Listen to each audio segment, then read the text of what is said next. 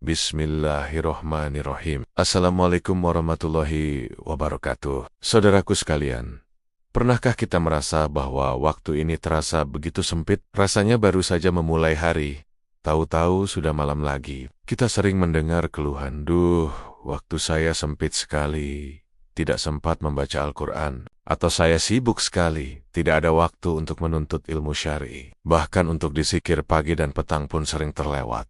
Benar. Setiap hari kita disibukkan dengan berbagai urusan dunia. Ada yang sibuk bekerja di luar rumah, dari pagi hingga petang. Ada yang sibuk di dalam rumah mengurus keluarga, istri, dan anak-anak. Semuanya menyita waktu, tenaga, dan pikiran kita. Bahkan, sampai pada titik kita merasa waktu tidur kita pun sangat kurang.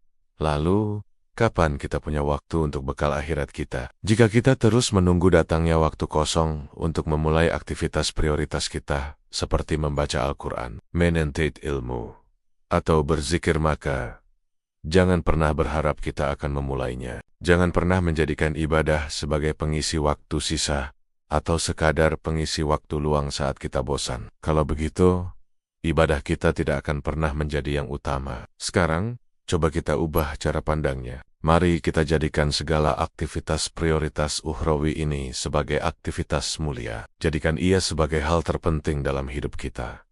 Caranya sederhana, dengan memulainya terlebih dahulu, sebelum kita tenggelam dalam kesibukan duniawi yang lain. Coba kita pikirkan, kita rela bangun pagi-pagi sekali untuk berangkat kerja agar tidak terlambat. Kenapa kita tidak bisa melakukan hal yang sama untuk pekerjaan akhirat kita? Ketika kita merasa waktu kita kurang, sempit, dan padat, coba siasati dengan mengurangi sedikit waktu istirahat atau waktu tidur kita yang kurang produktif. Mungkin kita bisa bangun sedikit lebih awal untuk salat tahajud dan membaca Al-Quran, atau meluangkan waktu sejenak setelah salat subuh untuk berzikir sebelum memulai aktivitas harian. Lihatlah, dengan melakukan itu, kita akan merasakan keberkahan dan kemudahan luar biasa dalam sisa waktu yang kita miliki. Waktu 24 jam yang terasa sempit itu, insya Allah akan terasa lebih lapang dan produktif. Kita tidak perlu menunggu hari berakhir untuk mengevaluasi apakah hari kita produktif atau tidak. Keberkahan waktu itu bisa kita rasakan sejak kita memulainya dengan benar. Kuncinya hanya satu, niat yang benar di dalam hati.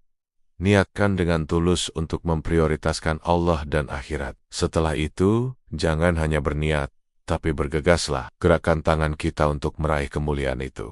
Jangan menunda-nunda. Insya Allah, dengan niat yang lurus dan usaha yang sungguh-sungguh, keberkahan waktu akan mendatangi kita. Semoga kita semua diberikan taufik dan hidayah oleh Allah untuk bisa menjadi hamba-Nya yang pandai memanfaatkan waktu. Hanya kepada Allah tempat kita memohon pertolongan. Terima kasih telah menyimak. Dukung terus channel ini dengan menekan tombol like, share, dan subscribe. Niatkan semua itu sebagai ibadah, agar Allah ridho, dan semoga menjadi amal jariah yang diterima untuk kita semua. Amin ya Rabbal Alamin. Wassalamualaikum warahmatullahi wabarakatuh.